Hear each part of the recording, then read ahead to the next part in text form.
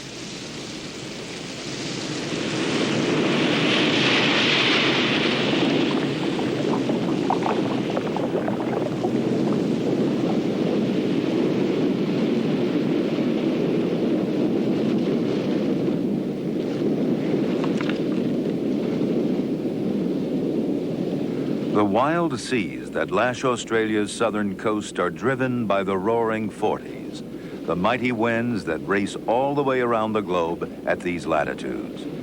These surging waves bring food and oxygen to sustain the plants and animals which flourish in these southern waters.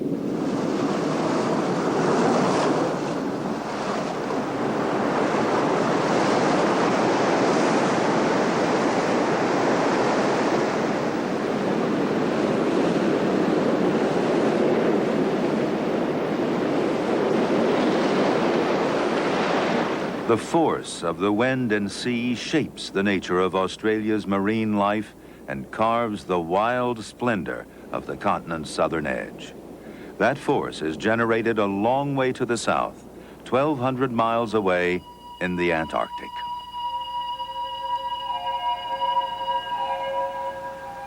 What happens in this icy wilderness sets the pattern for conditions in the seas surrounding Australia.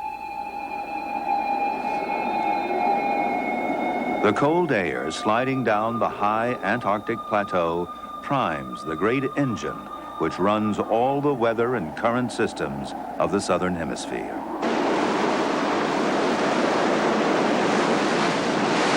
And the Antarctic's icy waters underwrite the very life of Australia's seas, the source of their essential nutrients. The process begins when the sea ice breaks up after the long polar winter, and the returning sun stimulates a burst of growth.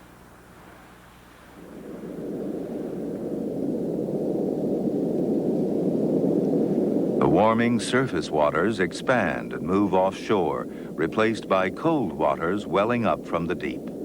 Minerals and nutrients are brought to the surface, which together with sunlight fuel vast blooms of algae that become food for great swarms of tiny crustaceans. Some of this wealth eventually flows to Australia's seas, weaving through a complex web of animal life, from these krill to seals and whales. Most seals, like this Weddell, hunt fish and squid, but some eat penguins too.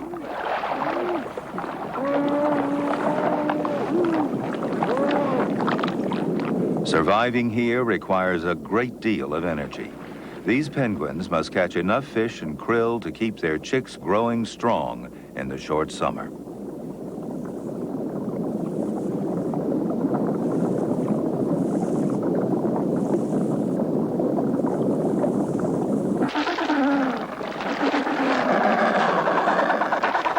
The penguins seek safety in numbers.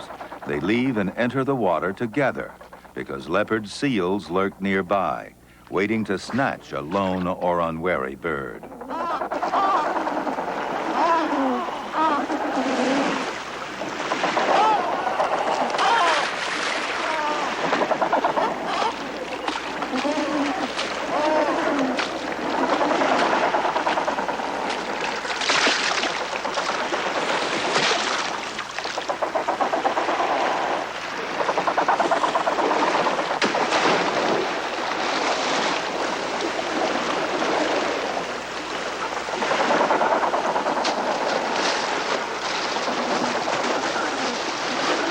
The wealth of nutrients flows from the Antarctic to Australia through a complex system of currents. Their origins go back 150 million years, when all the southern continents were locked together. As this great landmass broke apart, the oceans were set moving in new patterns. Australia broke away 50 million years ago and moved north. Antarctica, encircled by cool currents, iced over.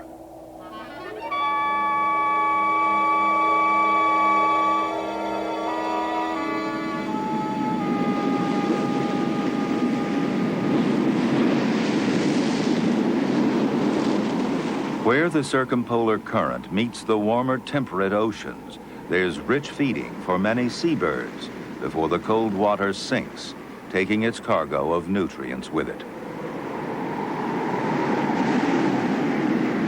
Far below the surface, slow currents move the rich water northward along the ocean floor. It may take 1,000 years, but eventually the currents rise on the slopes of Australia's continental shelf and enrich the local waters.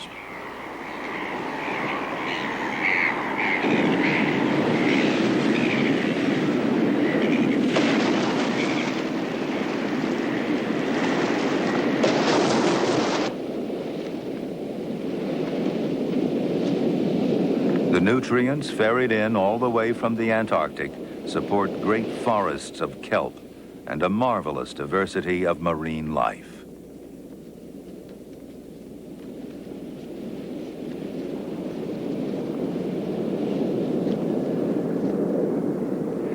In more sheltered waters, corrugated leaves of string kelp create their own small eddies to extract food from the passing currents. Tiny crustaceans live on and around these towering plants and fall prey to pipefishes and seahorses.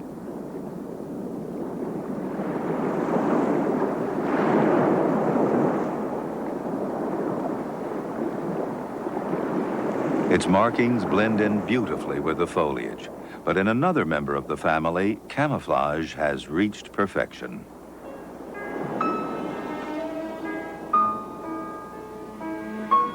This bizarre creature has come to resemble the seaweeds that are its home.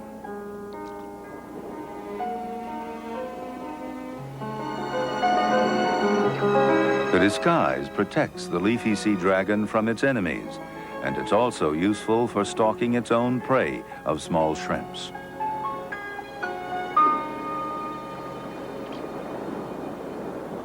The great variety of life in and around the kelp forests culminates in the ultimate predators, sharks. But hunting uses up a great deal of energy, and these gray nurse sharks spend the days resting in deep channels, circling slowly to let the water bring oxygen to their gills.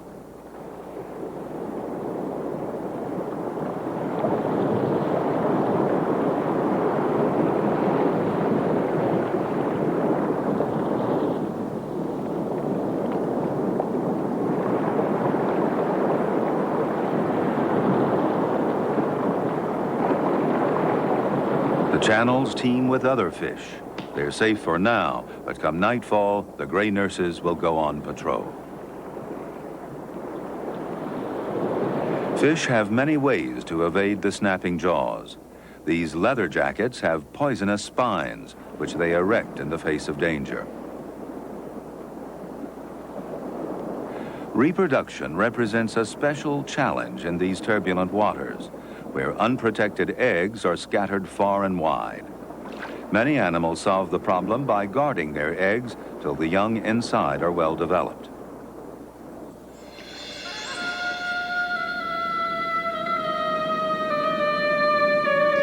For the blue-ringed octopus, the process begins with a remarkable mating.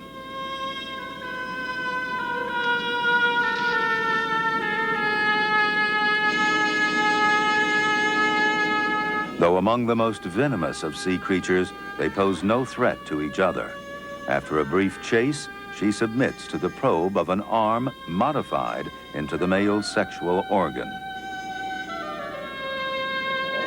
With the other arms holding her, it searches out the female's mantle cavity and finally penetrates it. Now comes the extraordinary part of this strange coupling. The sperm is wrapped in a transparent, tube-like package, and muscle contractions send it along a special groove in the arm.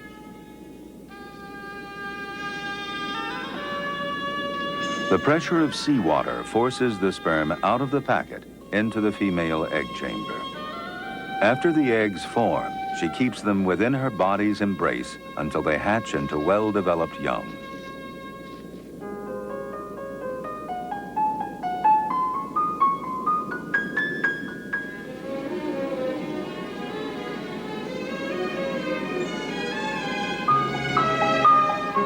The sea dragons also keep their eggs safe, but in their case, it's the males that do the carrying. The youngsters are nurtured in tiny pouches flanking his tail, more than 200 of them. Now they're about to break free, tail first.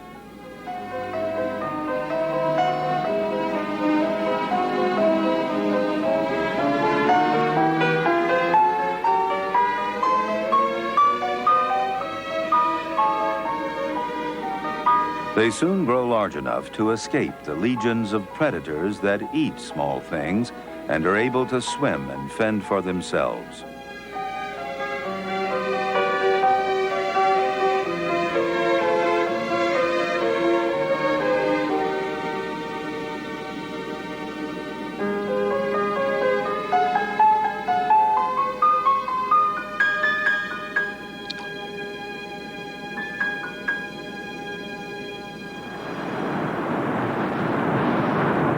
The need to give their young a good start in life brings other animals into the coastal waters of southern Australia. These are the favored breeding places of the southern right whales. The water is warmer here than in the sub-Antarctic where they've spent the summer feeding. And in winter, they come here to mate and give birth.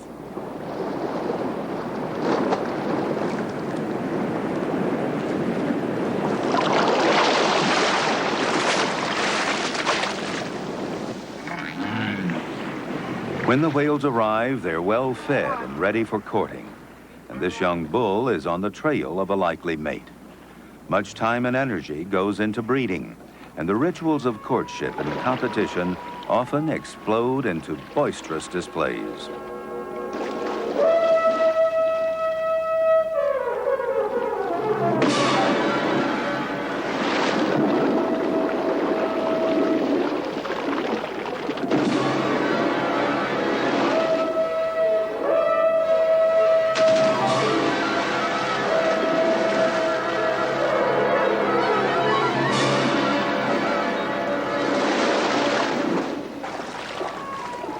These powerful giants show great tenderness when playing with their newborn calves.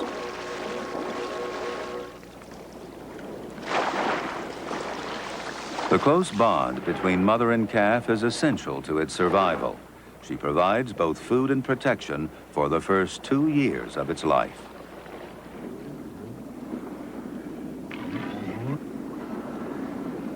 When it's born, the calf seeks out the mother's nipples almost immediately. Whale milk is extremely rich, and the youngster doubles its weight in the first few weeks.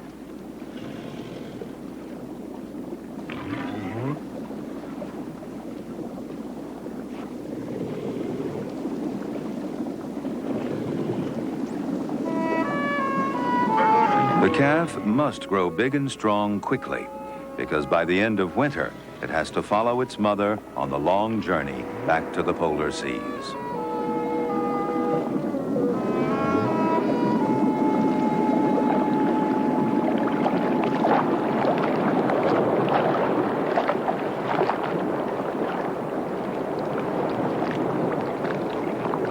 While the whales make their way south, other marine mammals gather to breed.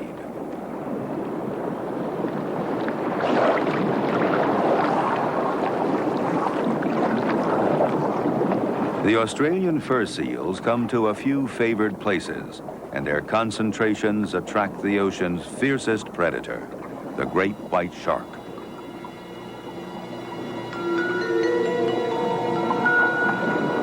The great white is a supremely designed killer. It grows to a streamlined 23 feet, and its battery of detectors homes in on the vibrations and electrical impulses sent out by prey.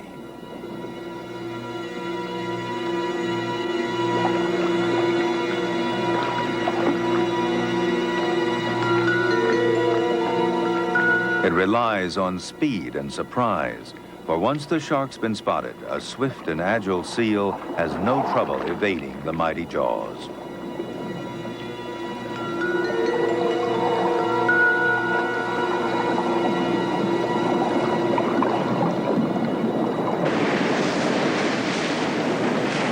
With sharks patrolling the water, the seals retreat to shore to have their young. And where the sea breaks the coast into rock ledges and pools, the seals establish their colony.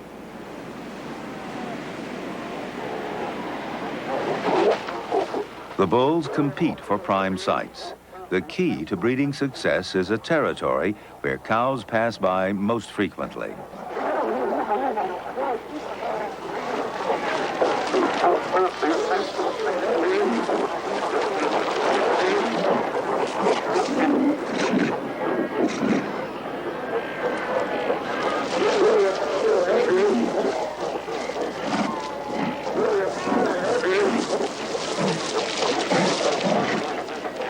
The losers end up away from the female traffic with less chance to breed.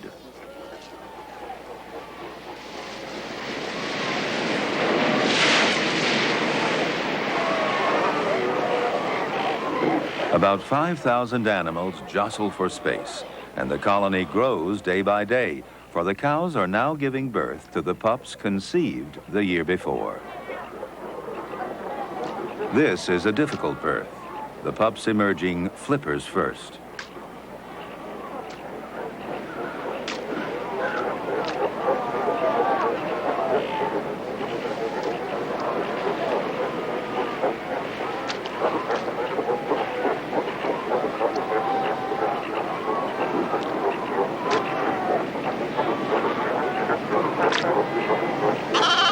The pup remains partially wrapped in the birth membrane, and its head needs to be freed before it can draw its first breath.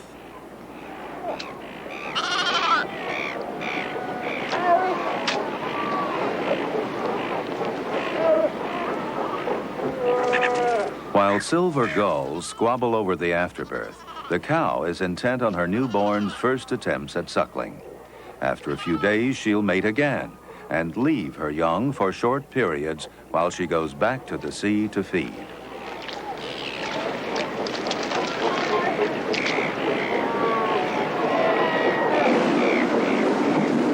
When the breeding season ends, so does the need to guard territory, and the bulls, too, return to the sea. The Southern Ocean brings in the food on which all life here depends, and it is the richness of these waters that gives a special character to the marine life fringing Australia's southern coasts.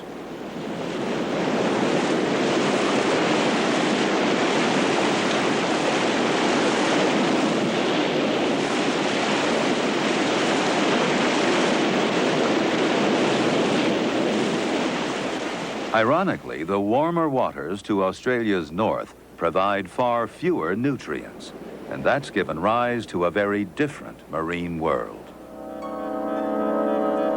About 20 million years ago, Australia's northward drift took it into the tropical latitudes.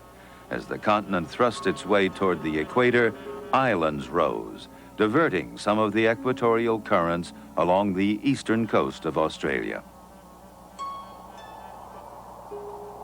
With the currents came new forms of life, among them the seeds of mangroves. Mangroves are trees that tolerate salt water and can grow in mud devoid of oxygen.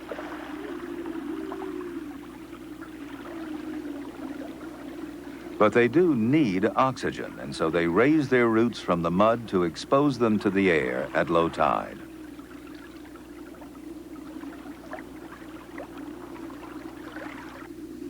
The tangled roots trap the rich silt carried down by the rivers, and whelks and mud creepers sift through it for microscopic particles of food.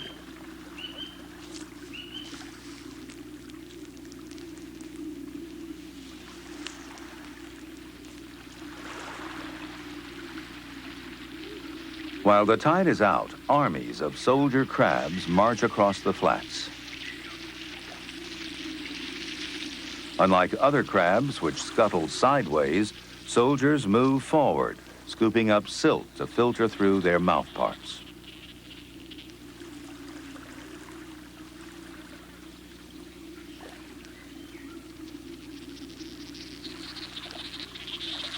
The rising water warns the soldiers to burrow into the mud and escape the predators coming in on the flood tide. At high water, the tidal forest provides rich pickings for many animals. Sea urchins move onto the mangrove roots and scrape the algae with their sharp beaks.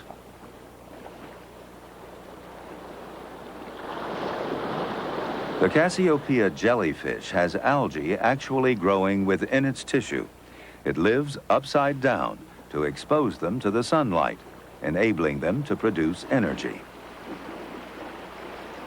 The mangrove roots become anchoring points for even stranger creatures. They look like lumps of rock, but they are in fact living corals, animals encased in limestone. This might well be how the first corals colonized Australian waters 18 million years ago. Sunlight is essential to the corals' growth. The clearer the water, the more limestone they produce, enough eventually to make mighty reefs. The reefs grow and die with the rise and fall of the seas. The latest growth began only 8,000 years ago, yet it's created the greatest series of reefs on Earth.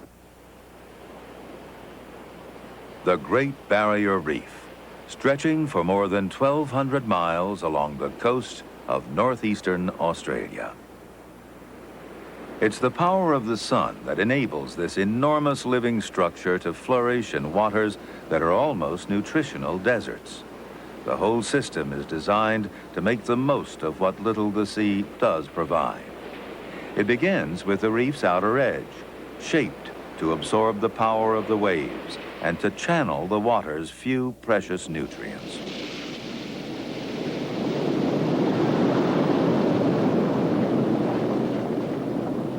The corals and fish on the outer edge get first call on the new supplies.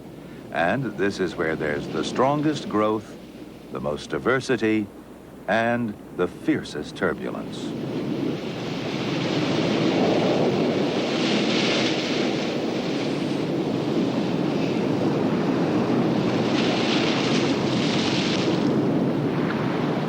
The tides flow through the channels to the rest of the reef, ferrying nutrients for coral animals and the ingredients for the limestone that binds the corals into reefs. In the calmer waters of the back reef, corals fan out into staghorns and huge plates to catch as much sunlight as possible.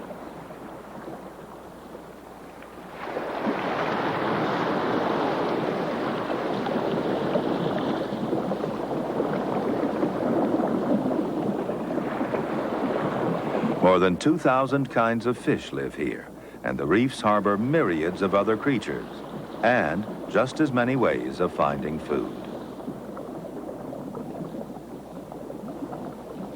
This little porcelain crab lives within the shelter of an anemone, and its mouth parts have become modified into a delicate net to catch food floating by.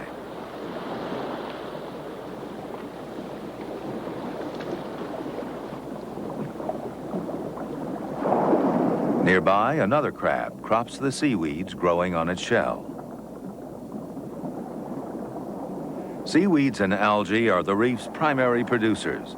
They convert the nutrients carried in by the tides into food for many animals. Some damselfish even cultivate their own patch of algae and weed out less tasty plants to promote the growth of their favorites. Butterfly fishes have different mouth shapes, each tailored to a particular kind of food.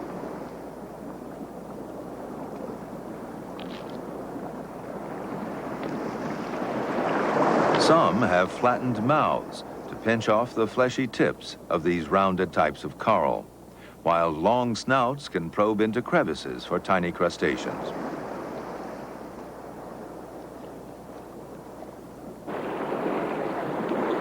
While corals are eaten by many creatures, they themselves are predators too. These tentacles are put out by coral polyps, each a single animal, together a mighty colony. Their deadly arms are tipped with stinging cells to pierce and paralyze any small creatures that float within reach.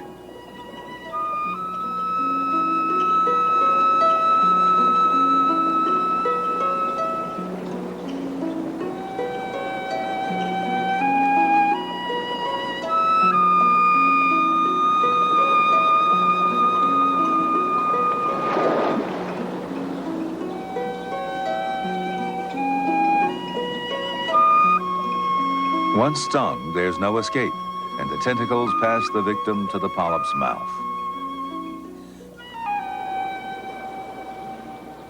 Plankton supplies only part of the energy reef corals need. Sunlight provides the rest. To harness the sun's power, corals enter a remarkable partnership with algae that live inside the coral tissue. Through photosynthesis, algae provide oxygen and nourishment for the corals to build into limestone, and the algae get the nutrients they need from the coral's waste.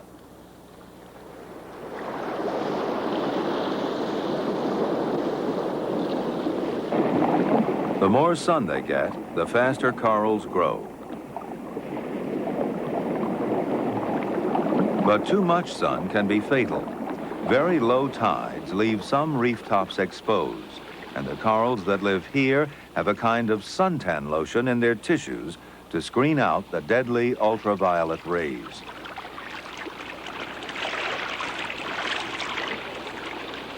They also secrete a mucus to stop them from drying out.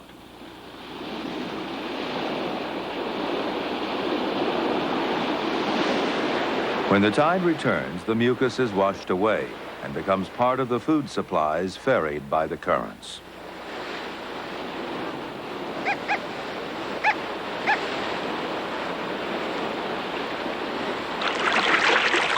The reefs form an almost self-sustaining society in which everything is recycled and nothing goes to waste.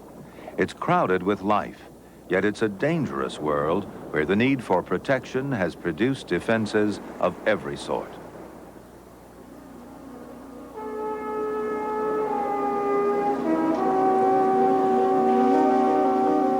Color warns other creatures that this nudibranch is poisonous.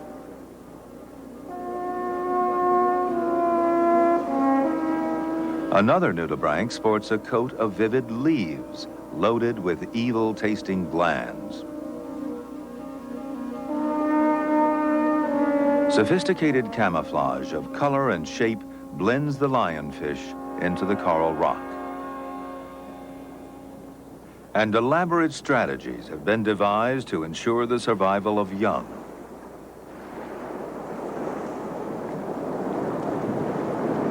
Among these small damselfish, it's the males that prepare the nests.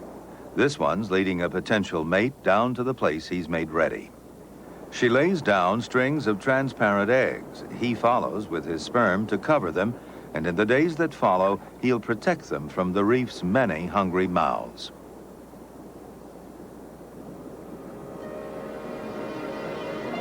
Once they hatch, the young are usually on their own, but the black and white damsel takes parenting one step further. It guards its brood, like a hen with its chicks, until they've outgrown some of their enemies.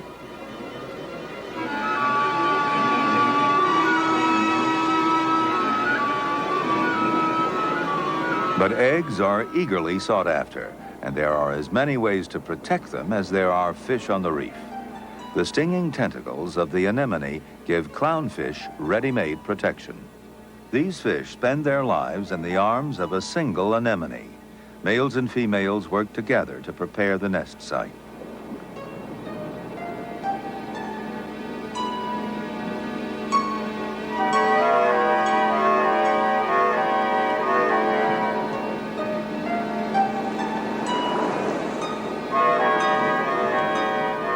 She lays her golden brood, then he sheds his sperm over them.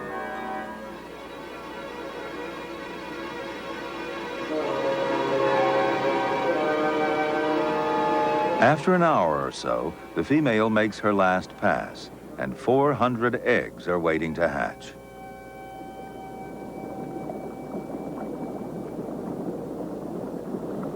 From now on, the male will tend the brood and get rid of any infected or infertile eggs. Among cardinal fish, male care goes a remarkable step further. It's his mouth that becomes the nest.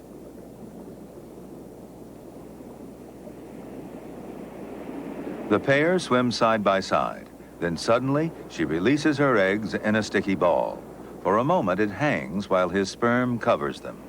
Then he takes it into his mouth, not to eat, but to incubate.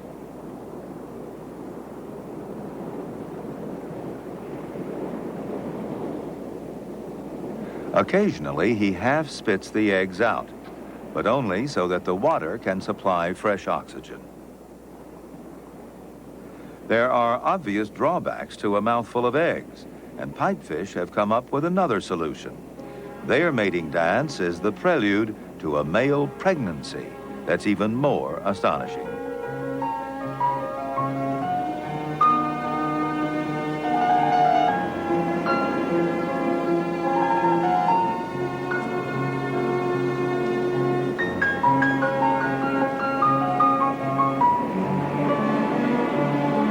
The dance serves to synchronize the reproductive cycle, and by the time the partners rise into the water, the female's sexual organ has become clearly visible.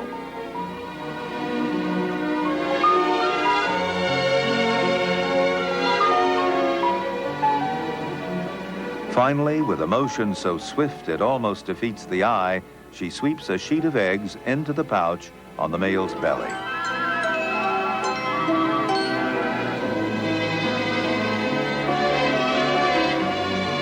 Now the dance changes to a wiggle. The male presses his pouch against his partner's body to settle the eggs securely in place.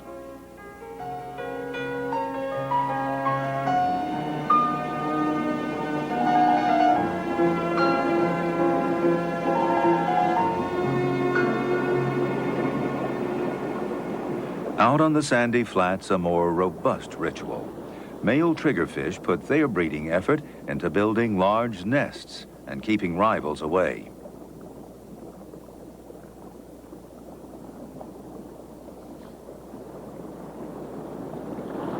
The powerful mouth shifts lumps of coral rubble into a pile to form an egg chamber, and he blows the sand away so the eggs will have a clean surface to stick to. The chamber's at the center of a hole he's dug out. It's saucer-shaped and several yards across. The sand keeps washing back and constantly needs to be scooped out again. But at least one eye is always kept out for trespassers.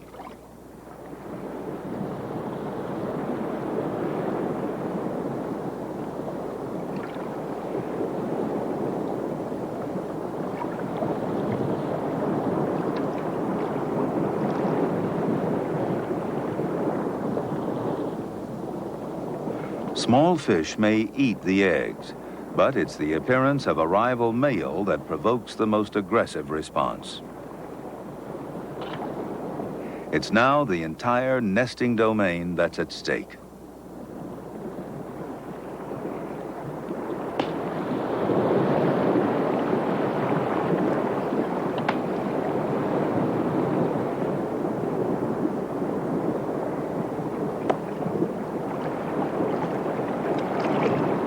Hours of mouth-to-mouth combat leave the lips in shreds, but a final charge sends the intruder into retreat.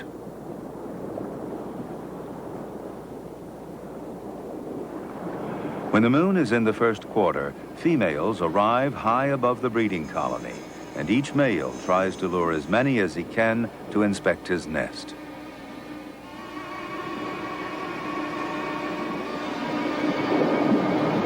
With so many to choose from, she can afford to be particular, and it takes all his powers of persuasion to lead her down.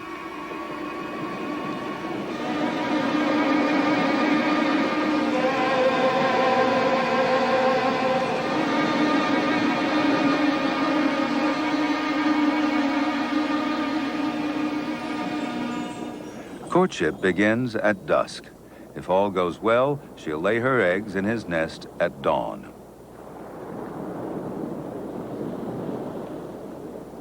Daylight reveals the eggs clustered in the nest. Her mate keeps watch, and she tends to them until they hatch that night.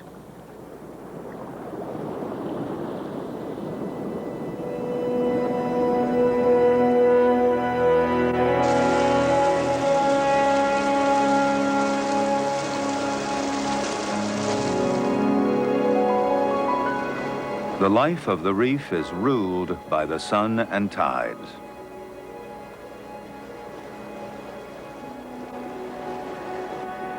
Many reef creatures time their breeding so their eggs hatch at night and disperse on an outgoing tide. There are fewer hungry mouths then, because the daytime fish are preparing for sleep, some in cocoons of their own making. Soon after dusk, 10 days after the eggs were laid onto his body, the male pipefish goes into labor. Some of the hatchlings begin to emerge from his pouch. Although tiny and transparent, they're well developed.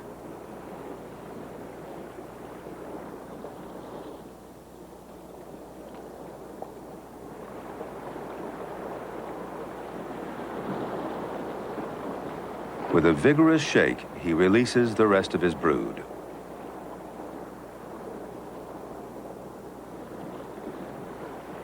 The eggs of the triggerfish are also stirring in their coral nest.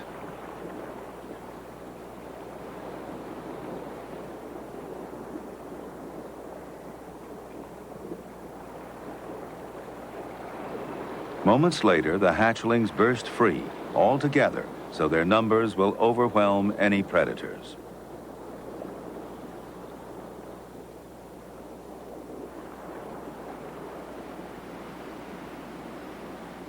By daylight, the currents have carried the larvae far away from the Great Barrier Reef, out to the relative safety of the open sea. Now other fishes are preparing to spawn, gathering in a channel on the outer reef where the water flows most strongly. They too time their breeding to the tides, but in a very different way. Instead of guarding their eggs till they hatch, these parrotfish will release them directly into the water. To prepare for that moment, the largest males mark out territories to court females and fight off rivals. The battle is brief, for time is short. The tide is turning, and a female needs to be found before the rush to spawn.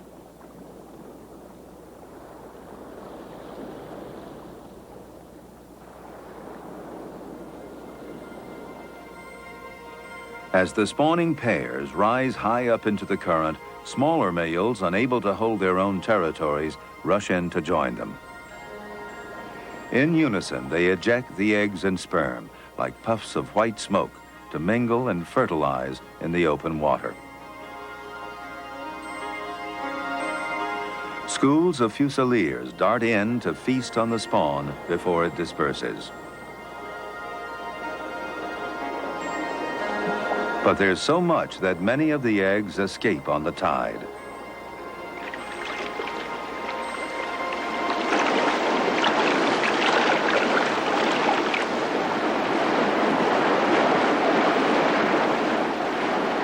Every ebb tide in summer carries out great quantities of eggs and larvae to hatch and grow in the vastness of the open ocean.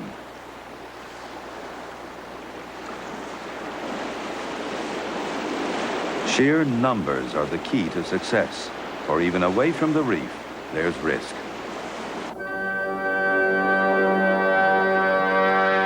Whale sharks cruise these waters. At up to 60 feet long and weighing 15 tons, they are the largest fish in the sea. Their huge bulk is sustained by the plankton swept into the cavernous mouth. Plankton, of which fish eggs and larvae often make up the largest part.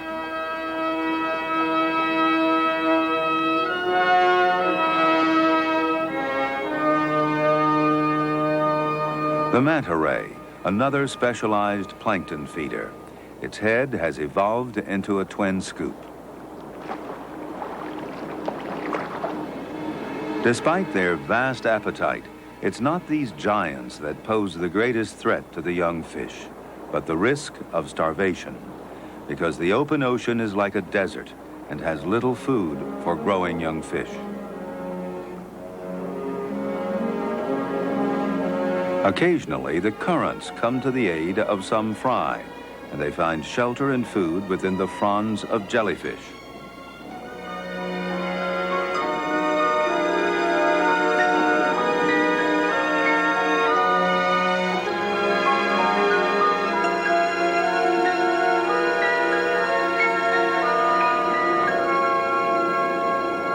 Of the myriads sent out to sea, only a few will survive to be carried back to the reef to replenish their kind. Sometimes chance favors a species, and the larvae find more food or suffer less predation. For a time, that species dominates its patch of reef.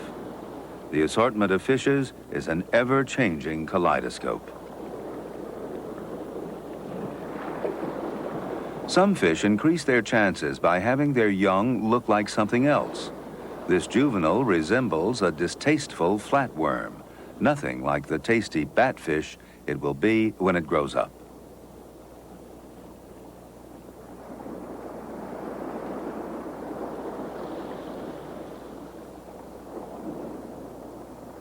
Flowing through all the different ways of reproducing are the tides and the currents. The flow is especially important to the corals themselves, for they can't go in search of partners. The water becomes their go-between in one of the rarest spectacles on Earth. In November, when the water's warm, a few nights after the full moon, the corals of the Great Barrier Reef prepare to give birth.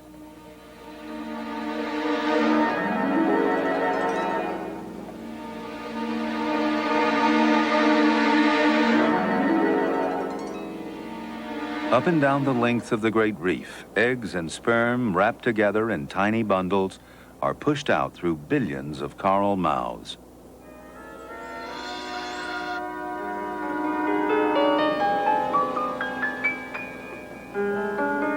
Corals many hundreds of miles apart spawn almost simultaneously, a mass ejaculation cued by the moon and the temperature of the water.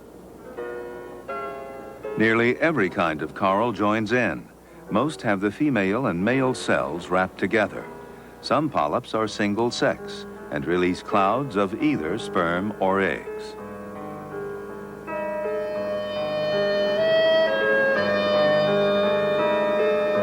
For a few hours, the coral seas are a swirl with blizzards of reproductive cells.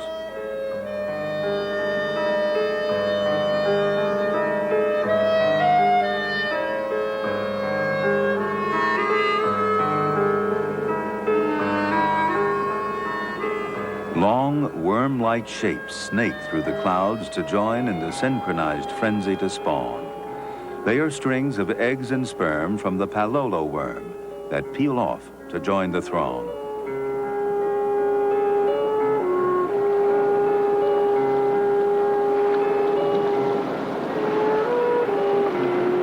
There are predators too, but the sheer volume ensures that enough eggs and sperm reach the surface to fertilize.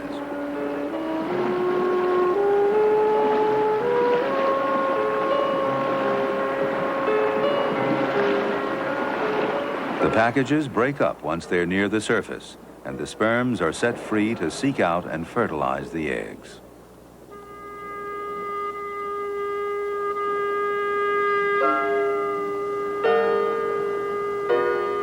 Somehow, possibly following a trail of chemical clues, the minute sperms manage to find the right eggs. They burrow inside, and minutes later, the fertilized egg cells begin to divide.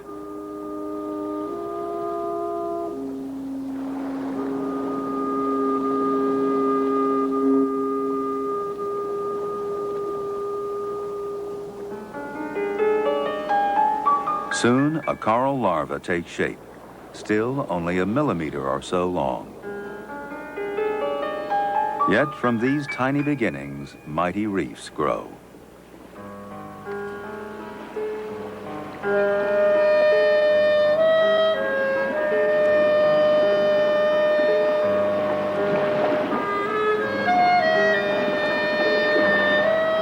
But there is no birth and growth without decay and destruction, on the reef as elsewhere. Among the more visible destroyers are the hump-headed parrotfish. Their teeth have become fused into strong, shearing blades that bite off whole chunks of coral. They grind the coral into a paste, extract the living tissue, and void the sandy waste in ribbons through the water. Waves and currents mold the coral sand, and in places begin to heap it up, eventually to emerge above the water as coral cays.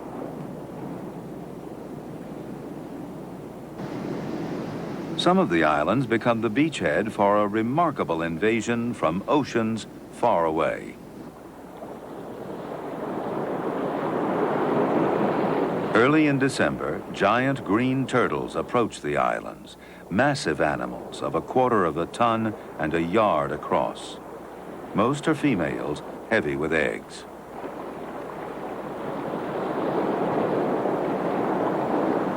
Their ancestors have been roaming the seas for 100 million years. The seas have changed, shores have come and gone, but the turtle's breeding continues in its ancient pattern.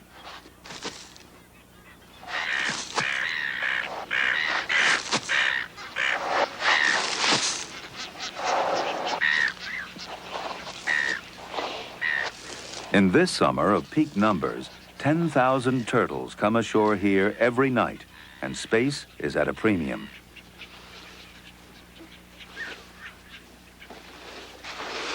Each turtle is concerned only with its own offspring, and some dig their nests where other clutches have already been buried, indifferent to the fate of those earlier broods.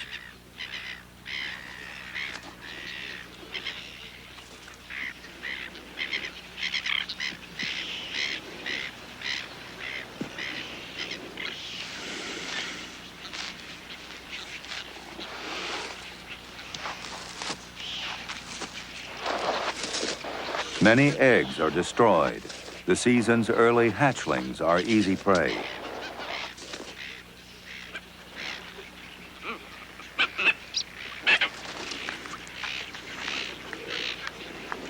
The baby turtles are widely scattered, and the rufous night herons take their pick.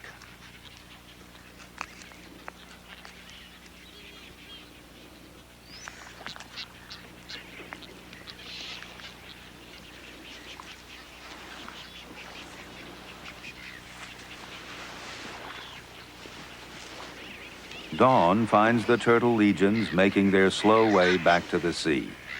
But it's low tide, and they're left all but stranded on the reef flat.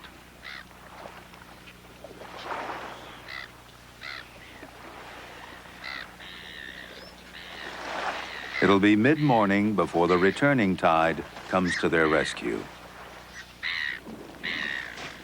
Some of the older, weaker ones barely make it to the water's edge and perish soon after they get there. As the tide rises, it carries away the casualties.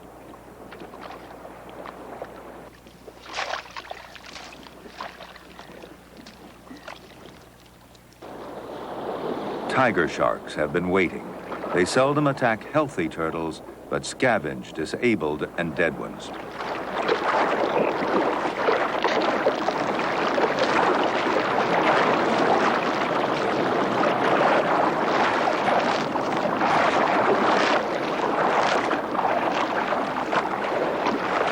The scent of blood brings other sharks, and the water churns with a frenzy of snapping jaws.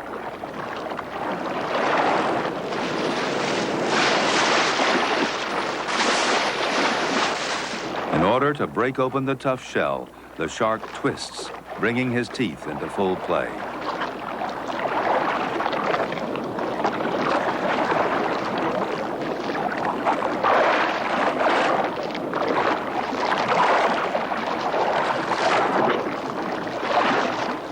While the sharks feed, the new generation of turtles stirs in the sand.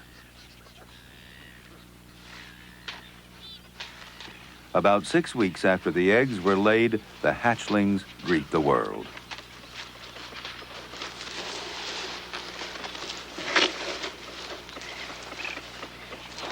This time, the entire brood bursts out together, their numbers overwhelming the waiting predators.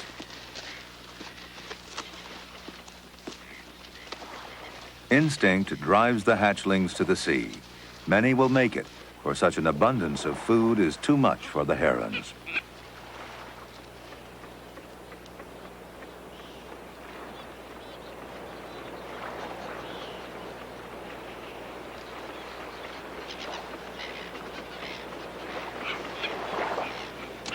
Where they go, no one knows. They vanish into the vastness of the ocean, as they've done since long before Australia became a continent.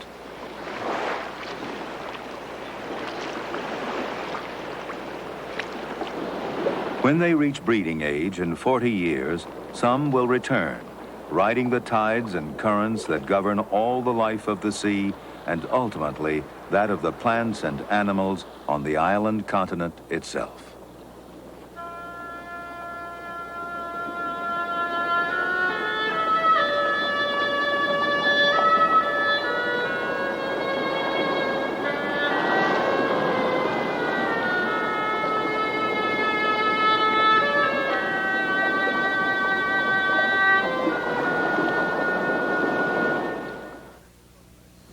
In our next program, we look at the Australian bush and the animals that make their home there. None of them more famous than the koala, almost as much a symbol of Australia today as the kangaroo. So join us next time as we continue to explore the nature of Australia. I'm George Page. Nature is made possible by the Corporation for Public Broadcasting and by annual financial support from viewers like you.